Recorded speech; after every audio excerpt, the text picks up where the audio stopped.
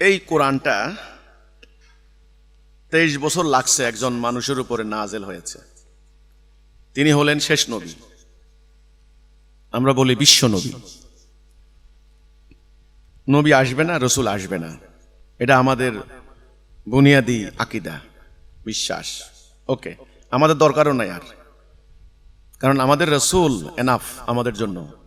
তিনি যে আদর্শ দিয়ে গেলেন, তিনি যে নমুনা স্থাপন করে গেলেন, তিনি উসওয়াতুল হাসানা, উত্তম আদর্শ আমাদের জন্য। তো এই কোরআনটা এটা কি, এটা এখন আমাদের জনগণকে বুঝতে হবে। আমাদের জনগণ, বিরাট একটা জনগণ, তারা কোরআন বিশ্বাস করে না। ওদের হিসাব বাদ দেন, কোরআন অবমাননা করে, কোরআনে আগুন দেয়, ওদের হিসাব বলে লাভ নাই, ওরা লানতপ্রাপ্ত, ওরা শেষ। কিন্তু যারা এটাকে বিশ্বাস করে, হ্যাঁ, এটাকে বিশ্বাস করে চুমা খায়, রেখে দেয়, 1 হরফ 10 নেকি, তারা কোরআন শরীফটা পড়ে, তার বাচ্চাদেরকে কোরআন মুখস্থ করার জন্য হেফজখানায় পাঠায়, কোরআনের প্রতি সম্মান, শ্রদ্ধা, ভক্তি আছে, বিশ্বাস আছে, ফেইথ আছে, এই কোরআন আল্লাহর কিতাব। তাদের উদ্দেশ্যে আমার কথা হলো, আপনার পরিবার কিভাবে চলবে এই ব্যাপারে যেমন নির্দেশনা দেওয়া আছে, স্বামী স্ত্রী কার কি অধিকার এই ব্যাপারে যেমন নির্দেশনা দেওয়া আছে, ঠিক রাষ্ট্র কিভাবে চলবে সেই ব্যাপারেও নির্দেশনা দেওয়া আছে।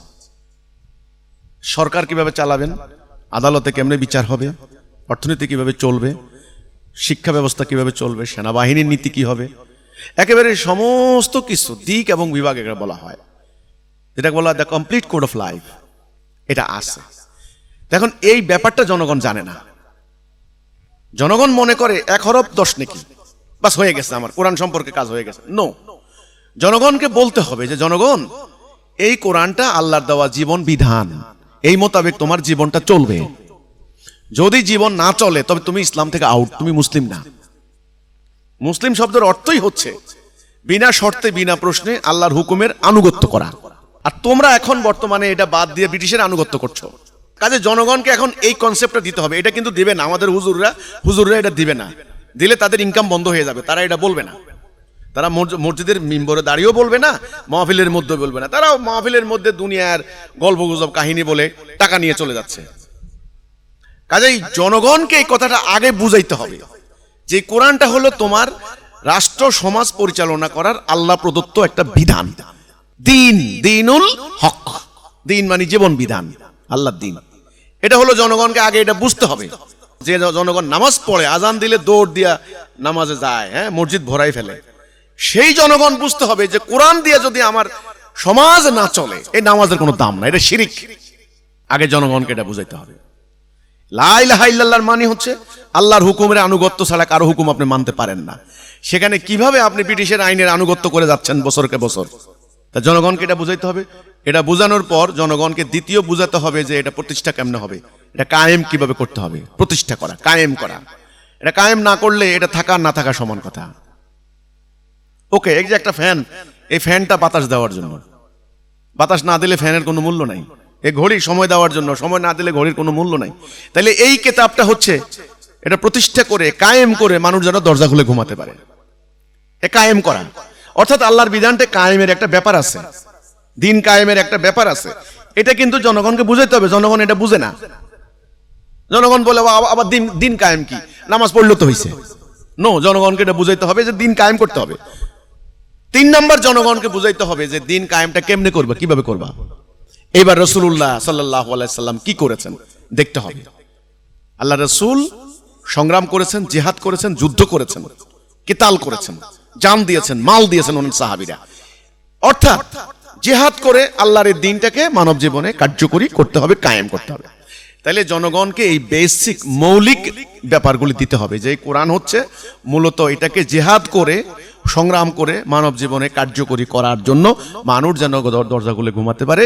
একটা মেয়ে মানুষ রাতের অন্ধকারে হাজার হাজার মাইল হেঁটে যাবে, স্বর্ণ অলংকার পরিহিত অবস্থায়, কোনো ভয় থাকবে না, সমাজে কোনো চুরি থাকবে না, ঘুষ থাকবে না, রাহাজানি থাকবে না, টেন্ডারবাজি থাকবে না, চাঁদাবাজি থাকবে না, মিথ্যা থাকবে না, ছলনা থাকবে না, বাজারে ব্যবসায়ীরা মাপে কম দিবে না, সিন্ডিকেট থাকবে না।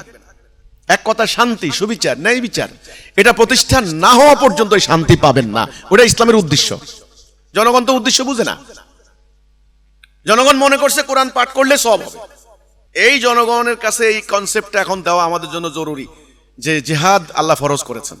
এই কোরআনের মধ্যে 650টা জিহাদ কেতালের নিয়ম নীতি আদেশ সমস্ত কিছু 650, অথচ জনগণ জিহাদ বাদ দিয়েছে। জনগণ জিহাদ বলতে বুঝে আত্মার বিরুদ্ধে জিহাদ বড় জিহাদ। আত্মার বিরুদ্ধে চোখ বন্ধ করে আত্মার ঘষা মাজা করে, এটা হলো মারেফতি লাইনের এরা শিক্ষা দিয়েছে।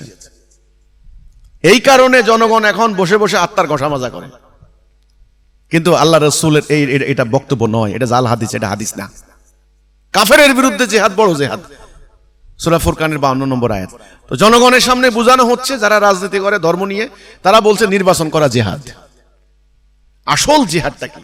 আসল জিহাদ হচ্ছে আল্লাহর দ্বীন, দ্বীনুল হক, মানব জীবনের প্রতিষ্ঠা করার জন্য যে আপ্রাণ সংগ্রাম, এটার নাম জিহাদ।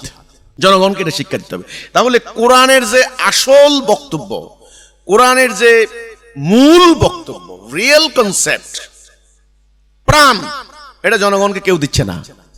আমি বলবো হিজবুত তাওহীদকে এখন এটা দিতে হবে। কারণ এই একটা কিতাব আনচেঞ্জড, এটার পক্ষে আল্লাহ সনদ নাজিল করেছেন যে কোনো পরিবর্তন হয় নাই। বুখারী, মুসলিম, তিরমিজি, আবু দাউদ কোনোটার ব্যাপারে আল্লাহ সনদ নাজিল করেন নাই। এটা বলেন নাই যে বুখারী শরীফ খাঁটি আমার কিতাব, না। মুসলিম শরীফ খাঁটি আমার কিতাব, না। আবু দাউদ লা রাইবা ফিহি, আবু দাউদ এটা কিন্তু বলেন নাই আল্লাহ রাব্বুল আলামিন। লা রাইবা ফিহি বলছে এই কিতাবের বেলায়। এটা আল্লাহর কিতাব, এটাই মানদণ্ড, এটাই উম্মাহকে একত্রিত রাখার একটা। এটা কিন্তু দুর্ভাগ্যজনক, আজকে এই যে আনচেঞ্জড ইনট্যাক্ট যে কিতাবটা আমাদের কাছে থাকা সত্ত্বেও আজকে মুসলমান টুকরো টুকরো হয়ে গিয়েছে। এখন হিজবুত তাওহীদের কর্মীদের উপরে এই দায়িত্ব স্পেশাল। ওরা বলবে যে হিজবুত তাওহীদের লোকেরা কোরআনের কি বুঝে। আরে ভাই, যে মানুষের উপরে কোরআন নাজিল হয়েছে উনি লেখাপড়াই জানতেন না। আর যারা কোরআন আমাদেরকে দিয়ে গেছেন তাদের পেটে ভাত ছিল না, শিক্ষা দীক্ষাই ছিল না। আর আপনারা এখন শিক্ষার অহংকার করছেন। কোরআনের উদ্দেশ্য কি, উদ্দেশ্য অর্জনের প্রক্রিয়া কি, ঈমান কি, জিহাদ কি, দ্বীন কি, ইসলামের রাষ্ট্র ব্যবস্থা কি ইত্যাদি সংক্রান্ত ব্যাপারে সঠিক জ্ঞান দেওয়ার দায়িত্ব এখন হিজবুত তাওহীদের উপর আল্লাহ দিয়েছেন।